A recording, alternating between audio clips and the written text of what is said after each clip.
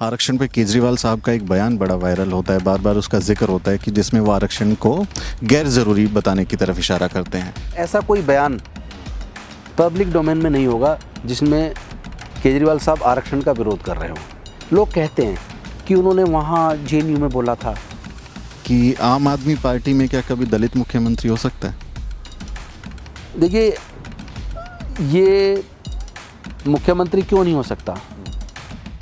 लेकिन केजरीवाल साहब कश्मीर के पक्ष में थे वहाँ के अधिकार छीनने के। मैं अपना मत स्पष्ट कर रहा हूँ कि मैं किसी भी सरकार के हक को केंद्र सरकार कम करे, जनता की चुनी हुई सरकार के अधिकारों को छीने, ये कदापि उचित नहीं है। कपिल मिश्रा, प्रवेश वर्मा, उन पर कार्रवाई नहीं हुई, उसका विरोध हुआ, लेकिन हमने बहुत सारे लोगों का जो दिल्ली दंगा पीड़ित हैं उनमें अभी एक अविश्वास भी दिखता है आम आदमी पार्टी को लेके। नहीं, अविश्वास होने की कोई वजह नहीं है। केजरीवाल साहब का बजट आया तो नाम दे दिया देशभक्ति बजट, तो कॉपी कर रहे हैं मोदी जी को? नहीं, ये कॉपी नहीं है। एक्चुअली ये आपको मैं बता दूं, ये आज़ादी का 75वां साल शुरू हो रहा है। जो दिल्ली में कमाल कर पाई थी आम आदमी पार्टी, यूपी की ज़मीन पे हो पाएगी, क्योंकि यूपी का सियासी समीकरण जातियों के हिसाब से बटा हुआ है और बहुत ही गुथा हुआ है। दिल्ली जैसा मतदाता नहीं है वहाँ पे। लोग पसंद कर रहे हैं, लोग कह रहे हैं आम आदमी पार्टी यूपी में भी आए। तो मैं चाहता हूँ एक्सपेंशन क्यों ना हो, आम आदमी पार्टी को राष्ट्रीय पार्टी क्यों नहीं बनना चाहिए, जिसमें माननीय सर्वोच्च न्यायालय के किसी जज ने कहा है कि ये आखिर कब तक चलेगा रिजर्वेशन। मैं समझता हूँ सर्वोच्च न्यायालय को ये सब्जेक्ट पे को नहीं चर्चा करनी चाहिए कि जातियाँ कब तक रहेंगी। पूरे दुनिया में तो जातियाँ नहीं है, जातिगत उत्पीड़न कब तक रहेगा। घोड़े पर बारात निकालने पे हत्या हो रही है, मूंछ रखने पे हत्या हो रही है, घोड़ा खरीद लिया तो हत्या हो रही है। बरसात से बचने के लिए पुलिस का सब इंस्पेक्टर हनुमान मंदिर की सीढ़ियों पे खड़े हो जाता है तो उसको पत्थर से मार दिया जाता है। बहनों की रोज हमारे बहनों के साथ बलात्कार करके हत्या हो रही है। तो आखिर हमारे जो जजेज हैं इस मुद्दे पे क्यों नहीं बोलते कि जाति को ख़त्म करने में दिक्कत क्या आ रही है, सरकारें क्यों पहल नहीं करती? कोई पूरे देश के अंदर पूरे किसी ने भी आज तक जाति ख़त्म करने का आंदोलन क्यों नहीं चलाया? जय भीम साथियों, मैं सुमित चौहान और आप देख रहे हैं द न्यूज़ वीक। द शूद्रा अब द न्यूज़ वीक हो चुका है और आज हमारी खास पेशकश में आपका बहुत बहुत स्वागत है। आज हमारे साथ हैं दिल्ली के सामाजिक कल्याण मंत्री राजेंद्र पाल गौतम जी, जो सिर्फ एक राजनीतिक शख्सियत का ही कद नहीं रखते हैं बल्कि एक भीम योद्धा और एक सामाजिक जो सरोकार वाले व्यक्ति हैं, वो भी उनकी एक छवि में शामिल है। तो सर, हमारे इस खास पेशकश में न्यूज़ वीक में आपका बहुत बहुत स्वागत है। Thank you sir. मेरा पहला सवाल मैं लूँगा, इस समय दिल्ली में जो एक नया बिल केंद्र सरकार लेके आई है और बड़ा बवाल मचा हुआ है। दिल्ली सरकार कह रही है कि हमारे अधिकार छीन लिए, हम फिर म्यूनिसिपल कॉरपोरेशन की तरह बन के रह जाएंगे, सरकार तो रहेंगी नहीं। क्या मामला है, ज़रा क्यों विवाद हो रहा है? एक्चुअल विवाद इसलिए हो रहा है कि जो 49 दिन में जो सरकार बनी, 49 दिन की, उस सरकार में बहुत तेज़ गति से काम हुआ और भ्रष्टाचार को बहुत ज़्यादा हद तक कंट्रोल कर दिया गया था, जिससे सरकार की छवि बहुत अच्छी बनी। और जब 2015 के अंदर चुनाव हुआ तो लोगों ने इतना भरोसा किया कि यार आम आदमी पार्टी की सरकार बननी चाहिए। 49 दिन में इन्होंने इतना अच्छा काम किया, अगर ये बहुमत से सरकार आ जाए तो दिल्ली के लोगों के लिए बहुत अच्छा होगा। और रिज़ल्ट ये हुआ कि 70 में से दिल्ली के लोगों ने 67 सीट आम आदमी पार्टी को 2015 के चुनाव में दी। और उसके बाद जो केंद्र के अंदर बीजेपी शासित जो सरकार है, उसने सोचा कि 49 दिन की सरकार का असर है, जो ये 70 में से 67 सीट जीत के आए हैं, और इस सरकार के दांतों को निकाल दो ताकि ये काट ना पाए। तो उन्होंने एंटी करप्शन ब्रांच को छीन लिया और सर्विस डिपार्टमेंट को छीन लिया, ताकि जो दिल्ली सरकार में अधिकारी हैं वो दिल्ली सरकार के अधीन ना रहें और एलजी के अधीन रहें। तो इसके लिए भारत सरकार का गृह मंत्रालय एक एग्जीक्यूटिव ऑर्डर लेके आया, जिसके माध्यम से उन्होंने एंटी करप्शन ब्रांच को भी छीन लिया और सर्विस डिपार्टमेंट को भी छीन लिया। तो उसका असर ये हुआ कि उसके लिए हमें फिर अपने हक अधिकार के लिए कोर्ट जाना पड़ा, चूँकि हमारी लगभग सारी फाइलें एलजी साहब के पास जाने लगी। और वहाँ जो हमारे ड्रीम प्रोजेक्ट्स थे, जिनको हम तेज़ी से लागू करना चाहते थे, वो फाइलें वहाँ जाकर रुक जाया करती थी। जैसे सीसीटीवी कैमरास की फ़ाइल वहाँ रुकी और उसके लिए लंबी लड़ाई लड़नी पड़ी, यहाँ तक कि उसके लिए उनके घर पे धरना देना पड़ा। Door step delivery of ration, तो या door step delivery of services, इस तरह की बहुत सारी फाइलें वहाँ जाके अटकी। और अल्टीमेटली हमें माननीय सर्वोच्च न्यायालय में जाके अपने दिल्ली के लोगों के लिए लड़ना पड़ा। और वहाँ जुलाई अगस्त 2018 के अंदर माननीय सुप्रीम कोर्ट का जजमेंट आया और उस जजमेंट ने ये क्लियर कर दिया कि अब सरकार एलजी नहीं होंगे, सरकार जनता की चुनी हुई सरकार ही सरकार होगी। दूसरा उन्होंने ये भी तय कर दिया कि अब सारी फाइलें केंद्र के पास, केंद्र के जो एजेंट हैं माननीय उपराज्यपाल महोदय, अब सारी फाइलें वहाँ नहीं जाएंगी। जो दिल्ली सरकार के अधिकार क्षेत्र स्पष्ट कर दिए और जो एलजी के अधिकार है उनको भी स्पष्ट कर दिया। तो जब अधिकार क्षेत्र बढ़ गए तो फिर ऐसे एग्जीक्यूटिव ऑर्डर की मैं वही जरूरत बता रहा क्या है? हूँ कि उसका फ़ायदा ये हुआ कि माननीय सर्वोच्च न्यायालय के जजमेंट के आने के बाद दिल्ली के लोगों के काम बहुत ज़्यादा तेज़ गति से हुए और उससे फिर दिल्ली की सरकार की छवि और ज़्यादा उभर के आई। चूँकि कोई झगड़ा नहीं बचा, फाइलें वहाँ नहीं जाती थी, केवल सूचना देनी होती थी। तो उसके बाद जो 2020 का चुनाव आया उसमें शायद देश के पहले नेता अरविंद केजरीवाल होंगे जिन्होंने ये कहा कि अगर हमने अच्छा काम किया हो तो आप हमें वोट देना, वरना हमें वोट मत देना। और इस चुनाव में दिल्ली को जीतने के लिए भारतीय जनता पार्टी ने अपने सारे मंत्री, सारे सांसद, सारे अपने मुख्यमंत्री और अपना बाहुबल, मीडिया बल, जनबल, धन बल सब कुछ लगाया।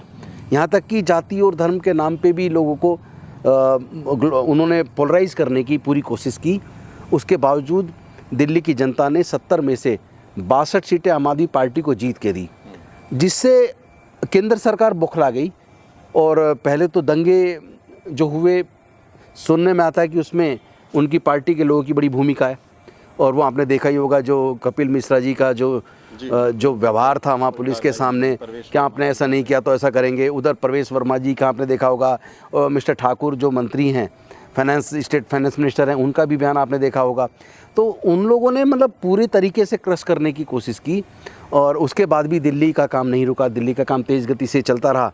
तो अब दिल्ली की सरकार को रोकने के लिए और दिल्ली से सरकारी तौर पर भारतीय जनता पार्टी 22 सालों से सत्ता से दूर है, तो उनकी जो दिल्ली में रूल करने की जो भूख है उसको मिटाने के लिए वो एक और एग्जीक्यूटिव ऑर्डर लाके दिल्ली सरकार के अधिकारों को फिर के, यानी चूँकि माननीय सुप्रीम कोर्ट का जो जजमेंट है उससे जो उन्होंने जो पूरा क्लियर किया था कौन से विषय दिल्ली सरकार के पास होंगे, कौन से एलजी साहब के पास होंगे, तो वो जो स्थिति थी उस सुप्रीम कोर्ट के जजमेंट को भी एक तरीके से अवहेलना करके या उसको सेट असाइड करके एक एग्जीक्यूटिव ऑर्डर लाके फिर से दिल्ली सरकार के एक अधिकार को छीनने की एक ये साजिश है। जैसे अधिकार छीनने की जहाँ तक बात आती है किसी केंद्र शासित प्रदेश या सूबे की, दिल्ली को तो पूर्ण राज्य का दर्जा भी नहीं मिला है, उसको अधिकार छीनने की जहाँ तक बात आती है तो उसी कड़ी में हम कश्मीर को भी देखते हैं, जम्मू कश्मीर को भी देखते हैं। जब 370 पे सरकार ने अपना कार्रवाई आगे बढ़ाई, उसको 2 सूबों में बांट के केंद्र शासित प्रदेश बना दिया, उस समय केजरीवाल साहब ने वेलकम किया था कि अच्छी बात है। मैं समझता हूँ तो ये तो फिर वहाँ पे स्टैंड अलग था आपका, दिल्ली पे बात आ गई तो अलग हो गया। कि किसी भी सरकार के जो जनता की चुनी हुई सरकार है उसके अधिकार को छीनना किसी भी सूरत में संवैधानिक दृष्टि से उचित नहीं है, ये मेरा ऐसा मत है। और साथ ही जो माननीय सर्वोच्च न्यायालय ने जो एक मत दे दिया था कि अब सरकार एलजी नहीं होंगे बल्कि दिल्ली की चुनी हुई सरकार होगी, इस अमेंडमेंट में वो कह रहे हैं नहीं, सरकार जो है वो एलजी होंगे। और साथ ही ये भी कर दिया अब सारी फाइलें एलजी साहब के पास जाएंगी। तो मैं समझता हूँ कि ये उचित नहीं है।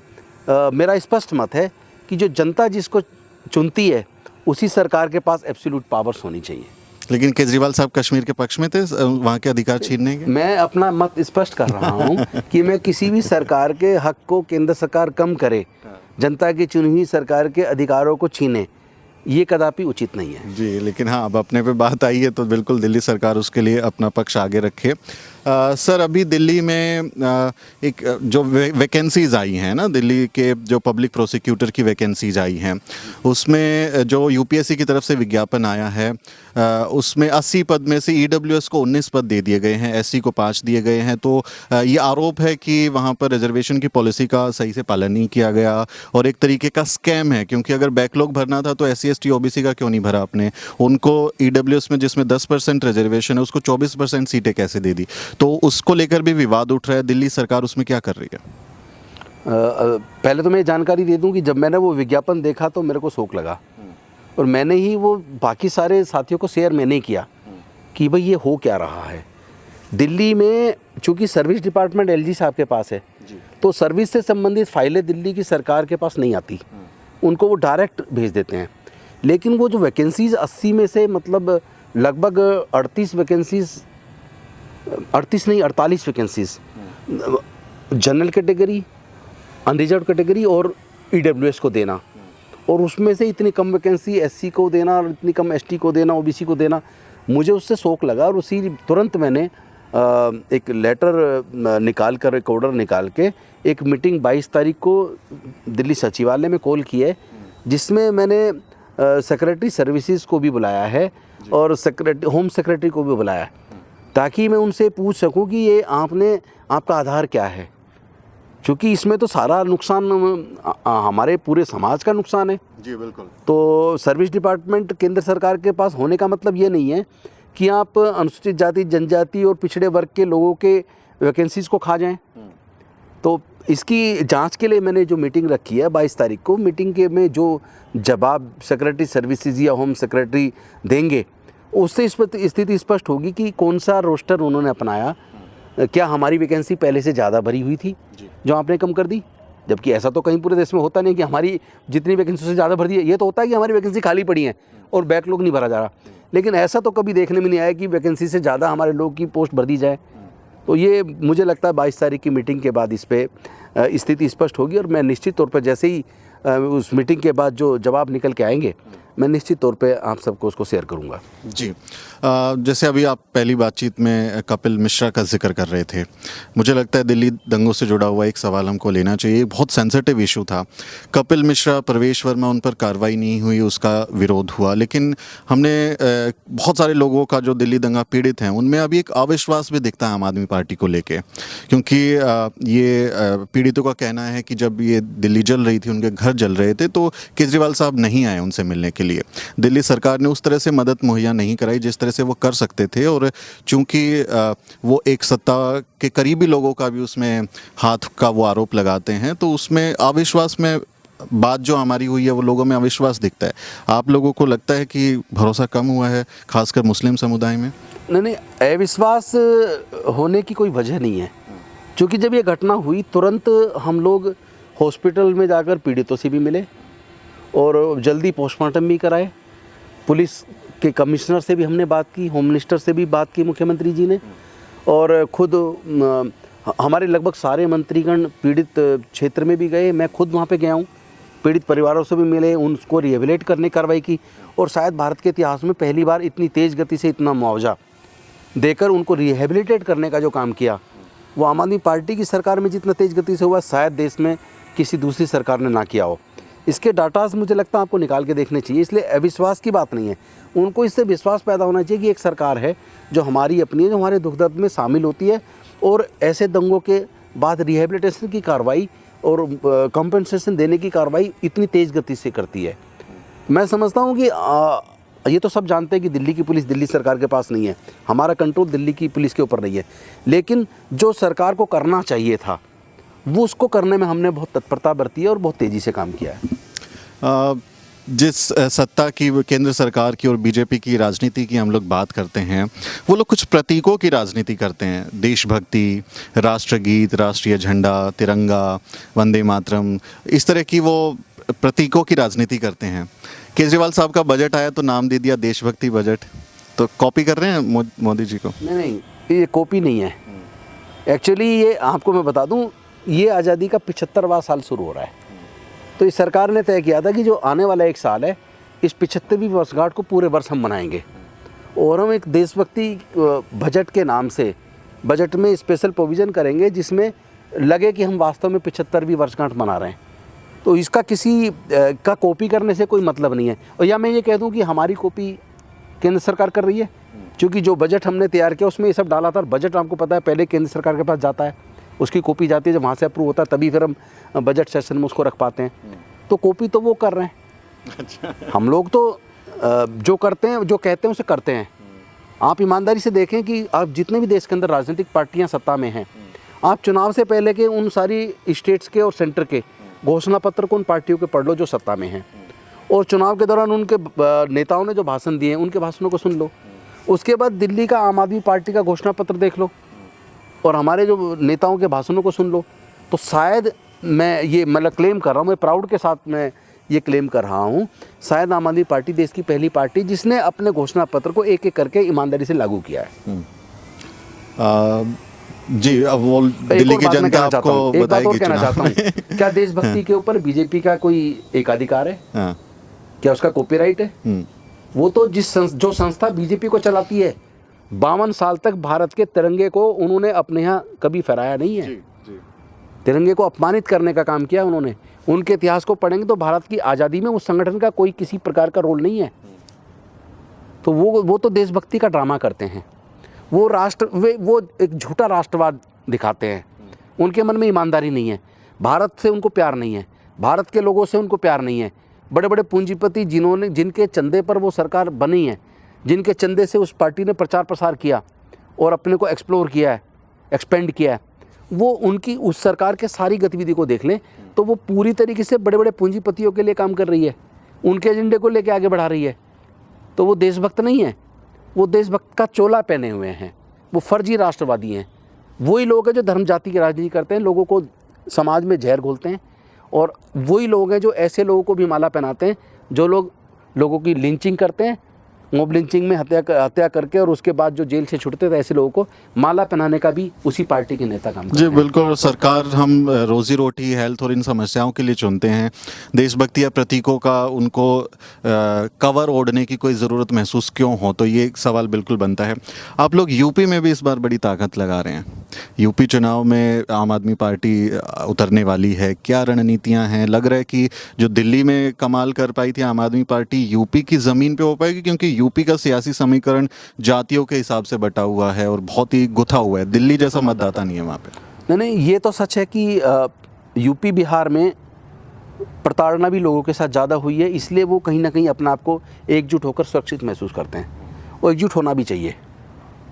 लेकिन मेरा ये मानना है कि आम आदमी पार्टी की सरकार दुनिया की पहली सरकार है जिसने अपने टोटल बजट का लगभग 1/4 एजुकेशन के ऊपर खर्च किया है। आप पूरे दुनिया के किसी भी देश के आंकड़े उठा लें, किसी भी देश का बजट देख लें, तो शायद आपको 25% के करीब बजट किसी दूसरी सरकार का नहीं मिलेगा। दूसरा, अगर भारत की बाकी राज्यों की सरकार के बजट को देखेंगे तो हेल्थ के ऊपर 14% बजट दिल्ली का है, वो कहीं और का नहीं मिलेगा। अगर दिल्ली देश का पहला ऐसा राज्य है कि जब चारों तरफ पब्लिक स्कूल खुलते जा रहे थे और सरकारी स्कूलों में पढ़ाई का माहौल नहीं बचा था, सरकारी स्कूल से पढ़ के कोई कामयाब हो पाएगा बच्चा, ये विश्वास किसी माँ बाप को नहीं होता था। हर माँ बाप चाहता था मेरा बच्चा किसी तरह प्राइवेट स्कूल में हो जाए। ऐसे माहौल में जब आम आदमी पार्टी की सरकार दिल्ली के अंदर सत्ता में आई और उन्होंने उस वक्त अपने टोटल बजट का लगभग 26% एजुकेशन पे खर्च करके लगातार 6 साल तक जो एजुकेशन पे फोकस किया, उसके नतीजे ये हुए कि धीरे धीरे सरकारी स्कूल इतने बेहतरीन हो गए कि सरकारी स्कूल का रिजल्ट जो है वो 98% पे पहुंच गया।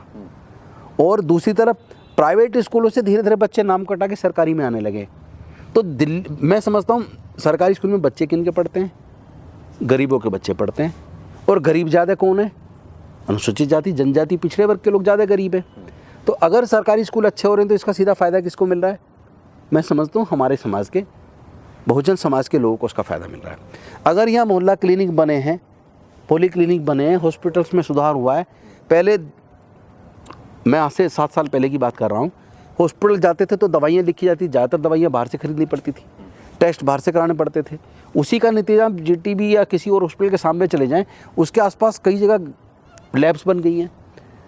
लेकिन आज मैं ये गर्व के साथ कह सकता हूँ कि दिल्ली सरकार के अस्पतालों में अब सारे टेस्ट अंदर फ्री होते हैं, सारी दवाइयाँ फ्री मिलती हैं, बाहर से दवाइयाँ लिखी नहीं जाती हैं। तो अगर सरकारी स्वास्थ्य सेवाएँ सुधरी हैं और आपका कितना ही महंगा इलाज हो वो पूरा सरकार उठा रही है, अगर ये हो पाया तो इसका सबसे ज़्यादा लाभ किसको है?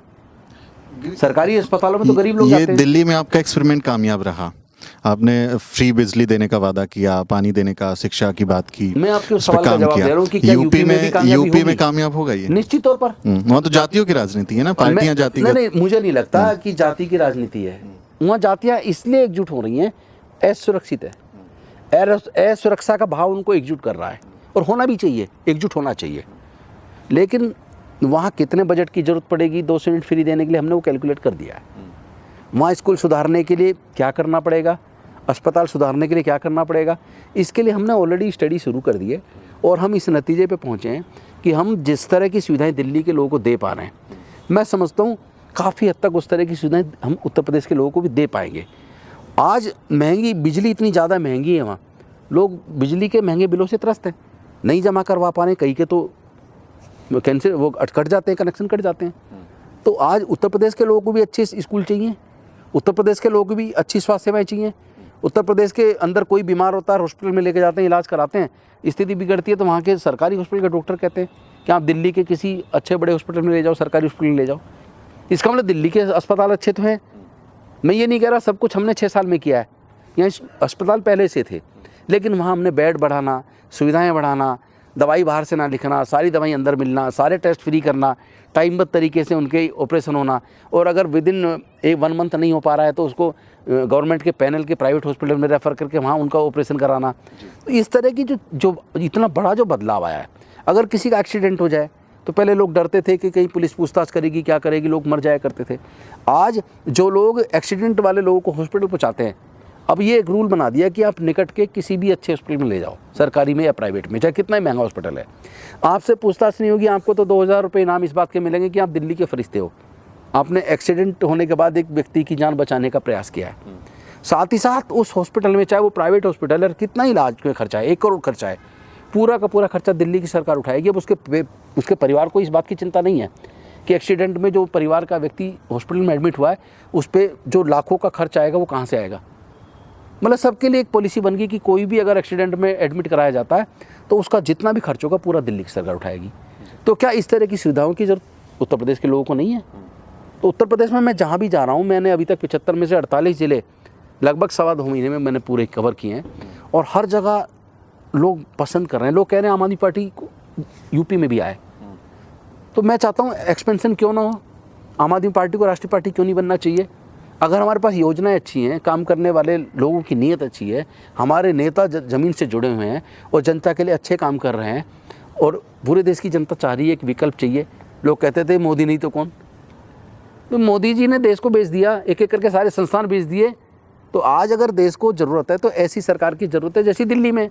और दिल्ली में अगर मुख्यमंत्री अरविंद केजरीवाल ने इतना ज़बरदस्त पॉलिसी बना के काम किया है, जय भीम मुख्यमंत्री प्रतिभा विकास योजना देख लीजिए आप। जब बच्चा 12वीं में होता है वो सपने देखता है मैं डॉक्टर बनूंगा, इंजीनियर बनूंगा, ग्रेजुएशन करके सोचता है मैं सिविल सर्विसेज करूंगा, या मैं बैंक्स का एग्ज़ाम पास करूंगा, रेलवे का करूंगा, या कोई और दूसरा कंपटीशन का एग्ज़ाम दूंगा। और उसमें जो एंट्रेंस टेस्ट है या दूसरे जो टेस्ट हैं उसमें जो कोचिंग है वो लाखों रुपए में। अब अगर बंदा समझ करो बहुत ज़्यादा इंटेलिजेंट है, गोल्ड मेडलिस्ट है, प्रतिभाशाली है, लेकिन उसके माँ बाप के पास इतना पैसा नहीं कि वो कोचिंग ले सके, तो क्या ऐसे बच्चों को अपने सपने मार लेने चाहिए? क्या ऐसे बच्चों को सपने साकार करने की जिम्मेदारी सरकार की नहीं है? तो अगर अरविंद केजरीवाल ने दिल्ली के अंदर जय भीम मुख्यमंत्री प्रतिभा विकास योजना बनाकर गरीब से गरीब के बच्चे को इस लायक बना दिया कि वो IIT करे, इंजीनियरिंग करे, मेडिकल में जाए, सिविल सर्विसेज करे, जुडिशरी में जाए, उसकी सारी कोचिंग की व्यवस्था दिल्ली सरकार करेगी। तो क्या इस तरह की व्यवस्था उत्तर प्रदेश में नहीं होनी चाहिए या अन्य प्रदेशों में नहीं होनी चाहिए? क्यों नहीं होनी चाहिए? तो क्यों आम आदमी पार्टी को एक्सपेंड नहीं करना चाहिए?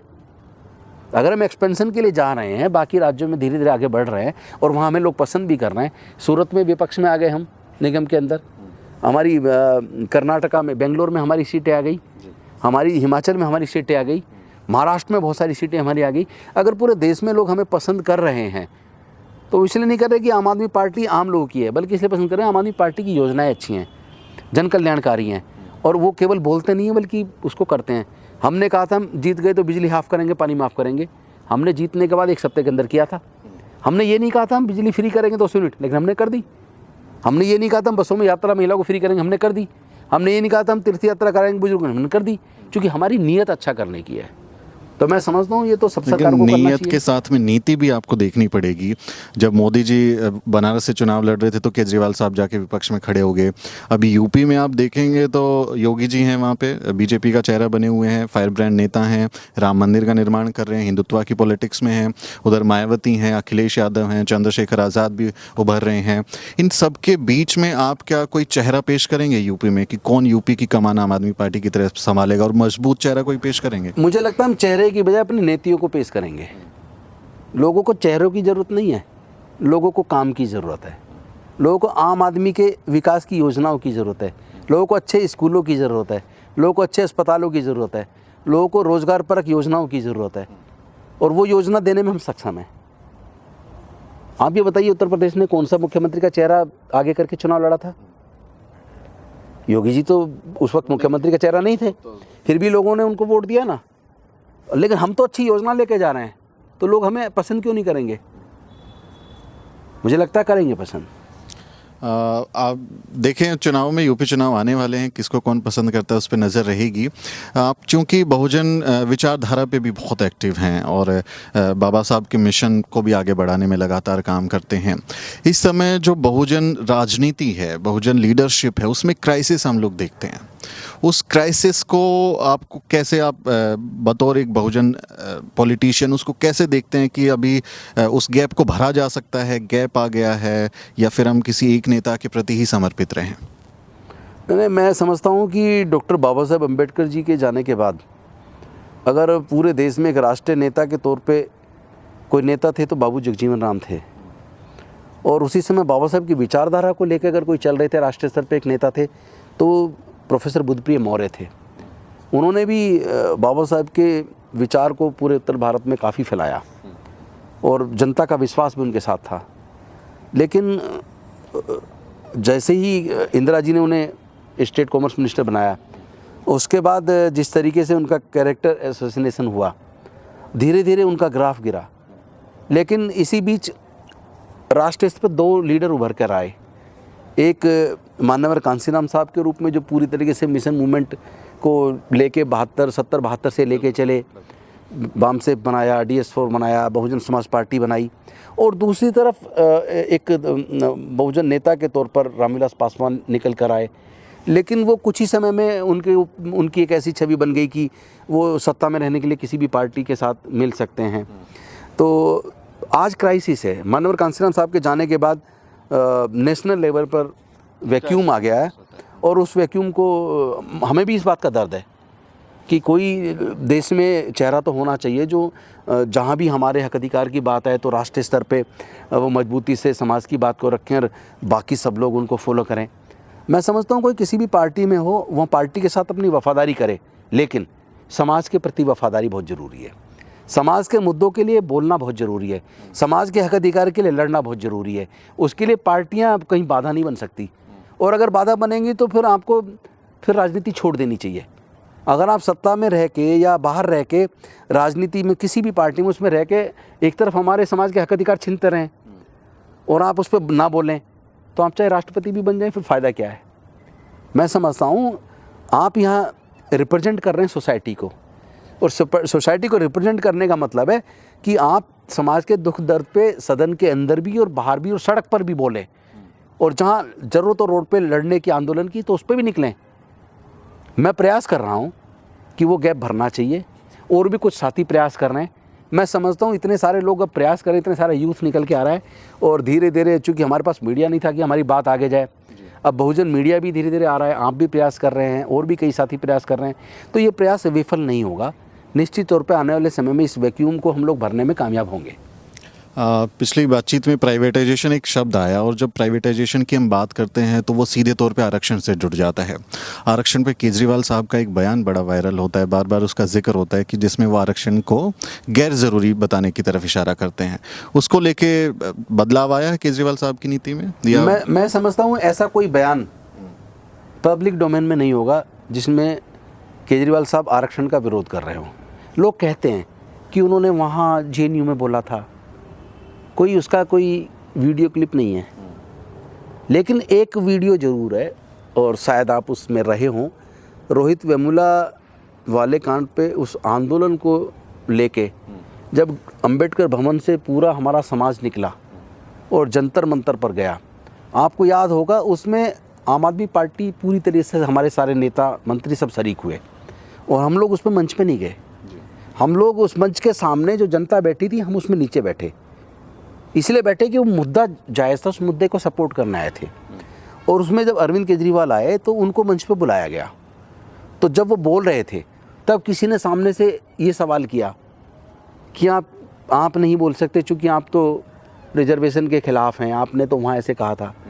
तो वो वीडियो आपके पास ज़रूर होगा, आप वहाँ रहे होंगे, ज़्यादातर बहुजन मीडिया भी वहाँ था, जब उन्होंने कहा कि ये बिल्कुल झूठ है कि मैं रिजर्वेशन के ख़िलाफ़ हूँ। मेरा ये मानना है कि रिजर्वेशन का लाभ गांव के हर उस अनुसूचित जाति, जनजाति, पिछड़े वर्ग के परिवार को मिलना चाहिए जो पीछे छूट गया है।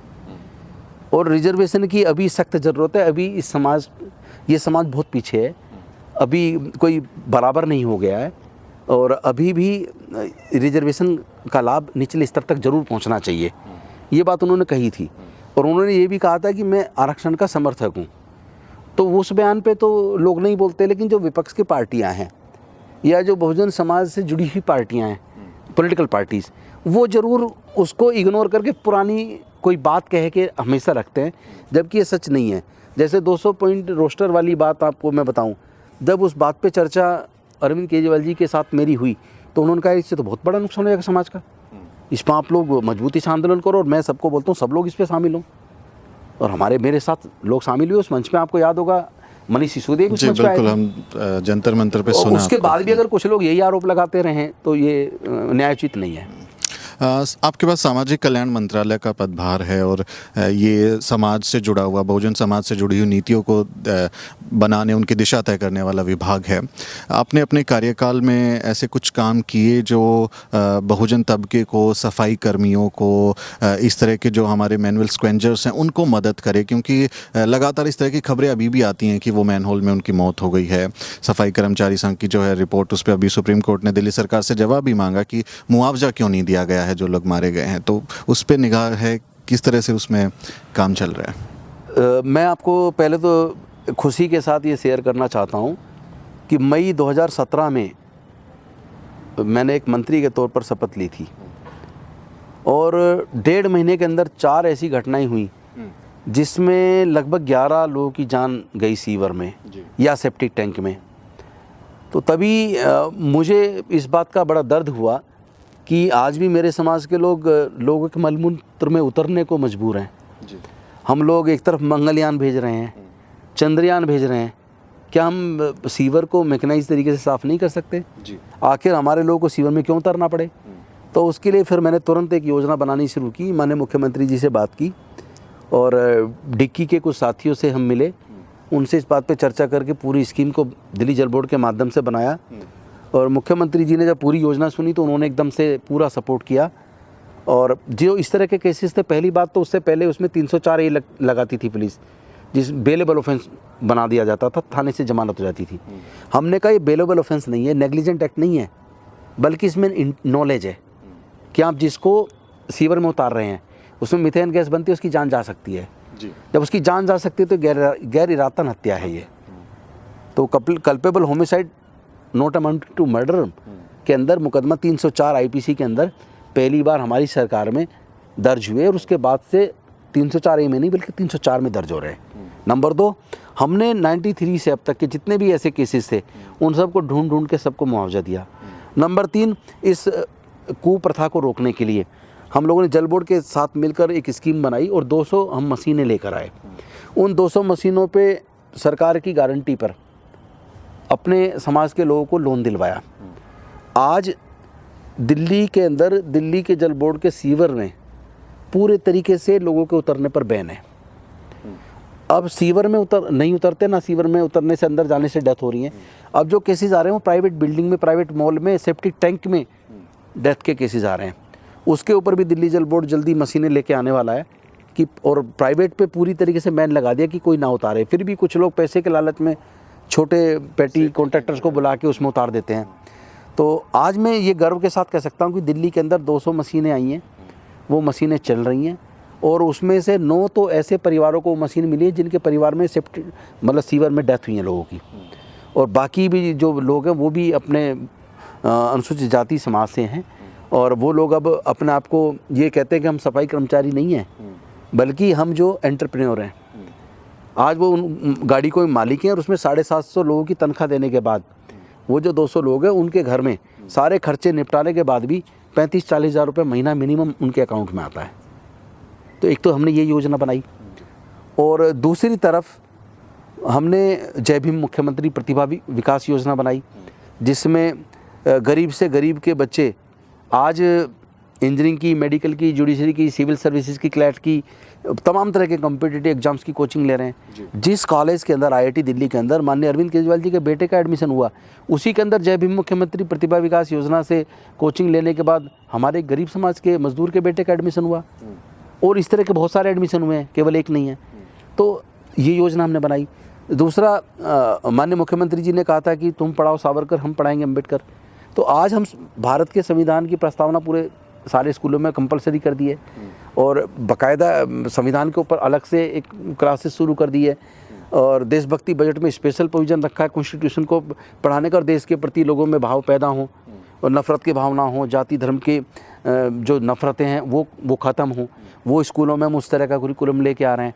साथ ही साथ 6ठी 7वीं 8वीं के लिए हमने डॉक्टर बाबा साहेब अम्बेडकर जी के जीवन जो चरित्र का विभिन्न जो आयाम है अलग अलग तरह के, जैसे वो इकोनॉमिस्ट थे, वो कॉन्स्टिट्यूशनल एक्सपर्ट थे, पॉलिटिकल फिलोसफर थे, सोशलिस्ट थे, तो उनके जो अलग अलग आयाम थे उनके ऊपर 3 चैप्टर लिख के 6ठी 7वीं 8वीं में हमने उनको पढ़ाना शुरू किया। तो इस तरह की बहुत सारी योजनाएं, बाकी लगभग 8.5 लाख लोगों को, जिसमें सीनियर सिटीजन हैं, विडोज़ हैं, डिफरेंटली एबल्ड हैं, उनको हम लोग पेंशन दे रहे हैं और पेंशन 2,500 रुपये शायद पूरे देश में सबसे ज़्यादा है। कुछ लोगों को 3,000 पेंशन दे रहे हैं, शायद पूरे देश में सबसे ज़्यादा है। तो हम लोगों ने बहुत सारी योजनाएं, मैंने अपने विभागों के माध्यम से माननीय अरविंद केजरीवाल जी इसे डिस्कस करके बहुत सारी योजनाएं बना के लागू की हैं और आने वाले समय में भी और भी अच्छी योजनाएं हम लेके आएंगे। जी बिल्कुल, और ख़ासकर जो सफाई की मशीन है उसका मैं बहुत तारीफ़ करता हूं, क्योंकि उस तबके से हम लोग आते हैं और अपने आदमी को उस स्थिति में देखना और उसको अभी दिल दुखता है। बिल्कुल दिल दुखता है। उसके लिए मैं आपकी तारीफ़ करूँगा। हमने कुछ सोशल मीडिया पे सवाल डाले थे कि आपसे जो पूछ सकें, उसमें से मैं कुछ सवाल लेता बिल्कुल हूँ। पूछिए, मैं भी वो सवाल पढ़ रहा था। बड़े अच्छे सवाल लोगों ने किए हैं। जी। रामचंद्र वाल्मीकि जी ने लिखा है कि आम आदमी पार्टी ने 7 साल पहले अपने चुनावी घोषणा पत्र में वादा किया था कि दिल्ली में कार्यरत सभी अस्थायी कर्मचारियों को स्थायी कर दिया जाएगा, लेकिन आपने नहीं किया। जिस वक्त हमने वायदा किया था उस वक्त सर्विस डिपार्टमेंट दिल्ली सरकार के पास था।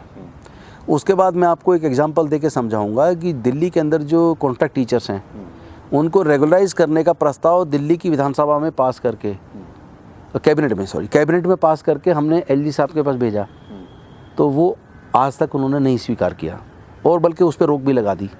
तो ये सर्विस डिपार्टमेंट दिल्ली की सरकार के पास ना होने का खामियाजा हम लोग भुगत रहे हैं। हमारी नीयत है ये कि जो कर्मचारी जो कॉन्ट्रैक्ट पे काम कर रहे हैं उनको पक्का किया जाना चाहिए। अगर मैं आपको याद दिलाऊं, छत्रसाल स्टेडियम में अब से 3 साल पहले माननीय मुख्यमंत्री जी का भाषण 26 जनवरी या 15 अगस्त का, वो मुझे एक्यूरेट याद नहीं है, लेकिन किसी एक मौके का जिसमें उन्होंने अपने भाषण का एक लंबा हिस्सा ठेकेदारी प्रथा ख़त्म करने के ऊपर रखा था। लेकिन आज हम देख रहे हैं कि सर्विस डिपार्टमेंट दिल्ली सरकार के पास ना होने का खामियाजा हम लोग भुगत रहे हैं। जी। एक सवाल है मोहित का कि आम आदमी पार्टी में क्या कभी दलित मुख्यमंत्री हो सकता है? देखिए, ये मुख्यमंत्री क्यों नहीं हो सकता? पूरे देश में आम आदमी पार्टी बढ़ेगी और जहाँ जैसे जैसे पार्टी एक्सपेंड करेगी और जहाँ जैसी परिस्थितियाँ होंगी बिल्कुल बन सकता है। ये कहाँ लिखा है कि दलित नहीं बन सकता? क्यों नहीं बन सकता? तो किसी को प्रेजुडिस नहीं होना चाहिए। पहली चीज़, आम आदमी पार्टी जिस तरीके से काम कर रही है धीरे धीरे आगे बढ़ रही है और आने वाले समय में रिप्रेजेंटेशन भी मुझे लगता है हमारे समाज के लोगों को मिलेगा।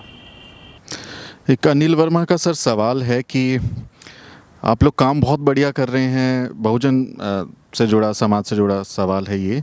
संगठन बहुत सारे हैं, बहुत सारे संगठन बना लिए गए हैं, इसे तो बंटवारा होगा, एक कोई संगठन नहीं बना सकते जिसमें मिलके काम किया जाए? नहीं, मुझे लगता है कि संगठन ख़त्म करके एक बनाना मुश्किल है और उसकी ज़रूरत भी नहीं है। RSS के सिस्टर कंसर्न कम से कम 70 ऑर्गेनाइजेशन होंगे, लेकिन उनका एक मिनिमम कॉमन प्रोग्राम है, एजेंडा है, वो सब मिलके एक एजेंडे पे काम करते हैं। तो संगठन बेशक चाहे 100 चल रहे हों हमारे, लेकिन मिनिमम कॉमन प्रोग्राम हमारा बनना चाहिए जिसपे सारे संगठन जब भी कभी अपने समाज के हक अधिकार की बात आए या जो मिनिमम कॉमन प्रोग्राम का जो एजेंडा उस पर बात आए तो सारे हमारे संगठनों को एकजुट हो जाना चाहिए। और ये डूएबल है, ये ईजी भी है। वो ईजी नहीं है। पार्टियां आपकी अलग हो सकती हैं, आप किस पॉलिटिकल पार्टी में काम कर रहे हैं या किस सामाजिक संगठन में काम कर रहे हैं, ये महत्वपूर्ण नहीं है। महत्वपूर्ण है जब समाज का जो मुद्दा है उन मुद्दों पे हमको सबको एकजुट होना चाहिए, एकजुट हो जाना चाहिए। शशि कुमार दास का एक सवाल है कि सुप्रीम कोर्ट जिसमें सबसे ज़्यादा कुछ चुनिंदा जातियों के लोग हैं, वो हमारी कम्युनिटी से जुड़े हुए मसलों पे, SC/ST एक्ट पे या फिर अभी हाल ही में आरक्षण पे उन्होंने सवाल पूछा, उस पर सवाल करता है, तो वहाँ पर रिजर्वेशन क्या होना चाहिए जुडिशरी में? बिल्कुल होना चाहिए। हम लोग सक्षम है, काबिल हैं हम। हमारे लोग एक से काबिल हर क्षेत्र में मिल जाएंगे। हम अगर सिविल सर्विसेज में टॉप कर सकते हैं तो फिर हमारी काबिलियत पर प्रश्न चिन्ह तो कोई मूर्ख ही लगा सकता है। और जिस जज अभी बात कर रहे हैं, ये मैंने भी अखबार में पढ़ा था, मैंने ट्वीट भी किया, जिसमें माननीय सर्वोच्च न्यायालय के किसी जज ने कहा है कि ये आखिर कब तक चलेगा रिजर्वेशन। अब तो गरीबी में भी सुधार हुआ है। मैं समझता हूँ कि माननीय जस्टिस महोदय को 1932 के पूना पैक्ट और उससे पीछे की स्थिति को पढ़ना पड़ेगा। साउथ बोरो कमीशन आया था, उसको पढ़ना पड़ेगा। साइमन कमीशन आया, उसको पढ़ना पड़ेगा। 1930, 1931, 1932 की राउंड टेबल कॉन्फ्रेंस को देखना पड़ेगा, पढ़ना पड़ेगा। और फिर जो कम्युनल अवार्ड आया उसको पढ़ना पड़ेगा। फिर गांधी जी जब अनशन पे बैठे और उसमें जो बाबा साहब को कंपेल किया समझौते के लिए, उस समझौते को पढ़ना पड़ेगा जो 24 सितंबर 1932 को हुआ। उस पैक्ट के माध्यम से जो रिजर्वेशन मिला और किन नीतियों को, वो रिजर्वेशन कोई गरीबी उन्मूलन का सिद्धांत नहीं है जी। इसमें साफ लिखा है, आप आर्टिकल 15(4) पढ़ लीजिए, 16(4) पढ़ लीजिए, तो उसमें क्लियर है, those are socially and educationally backward classes are entitled to get benefit of reservation. मैं समझता हूँ सर्वोच्च न्यायालय को ये सब्जेक्ट पे कोई चर्चा करनी चाहिए कि जातियाँ कब तक रहेंगी। पूरे दुनिया में तो जातियाँ नहीं है, जातिगत उत्पीड़न कब तक रहेगा। घोड़े पर बारात निकालने पे हत्या हो रही है, मूंछ रखने पे हत्या हो रही है, घोड़ा खरीद लिया तो हत्या हो रही है। बरसात से बचने के लिए पुलिस का सब इंस्पेक्टर हनुमान मंदिर की सीढ़ियों पे खड़े हो जाता है तो उसको पत्थरों से मार दिया जाता है। बहनों की रोज हमारे बहनों के साथ बलात्कार करके हत्या हो रही है। तो आखिर हमारे जो जजेज हैं इस मुद्दे पे क्यों नहीं बोलते कि जाति को खत्म करने में दिक्कत क्या आ रही है, सरकारें क्यों पहल नहीं करती? कोई पूरे देश के अंदर पूरे किसी ने भी आज तक जाति खत्म करने का आंदोलन क्यों नहीं चलाया? इस पे कभी बात नहीं करेंगे। क्योंकि वहाँ स्ट्रक्चर में हमारे और लोग दूसरी बात नहीं ये हैं। क्यों नहीं पूछती कोर्ट? माननीय जजेस को मैं निवेदन करता हूँ, ये भी तो पूछें कि जितना रिजर्वेशन है वो आज तक भरा क्यों नहीं गया, वैकेंसीज खाली क्यों है, कॉम्पिटेंट आदमी होने के बावजूद, अवेलेबल होने के बावजूद उनको रखा नहीं जाता है। पहले कहते थे कि भाई qualified applicants are not available, जब क्वालिफाइड आने लगे तो कहने लगे efficient candidates are not available. जब सिविल सर्विसेज में टॉप करने लगे तो लेटरल एंट्री ले आए। यानी आपको मेरिट से भी दिक्कत है। अब आप कभी ये तो देखो सिविल सर्विसेज के जो रिजल्ट्स हैं उसमें कभी ये तो देखो कि जो रिटर्न के नंबर कितने हैं और इंटरव्यू में नंबर में इतनी डिस्पेरिटी क्यों है। जी। अगर जुडिशरी का एग्जाम हो रहा है उसके अंदर कास्ट लिखने का मतलब क्या है? पेपर के अंदर आंसर शीट में कास्ट लिखने का क्या मतलब है? शोध भी आया अभी कि अगर इंटरव्यूज के अंदर क्या जरूरत है किसी की कास्ट को डिस्क्लोज करने की? जी, शोध भी आया कि अगर आप सरनेम बता देते हैं तो आप के गुंजाइश कम हो शोध जाती है। आया है कि अगर इंटरव्यू लेने वाले व्यक्ति को ये ना पता हो कि सामने वाले की जाति क्या है जी, तो रिजल्ट ज़्यादा बेहतर होंगे।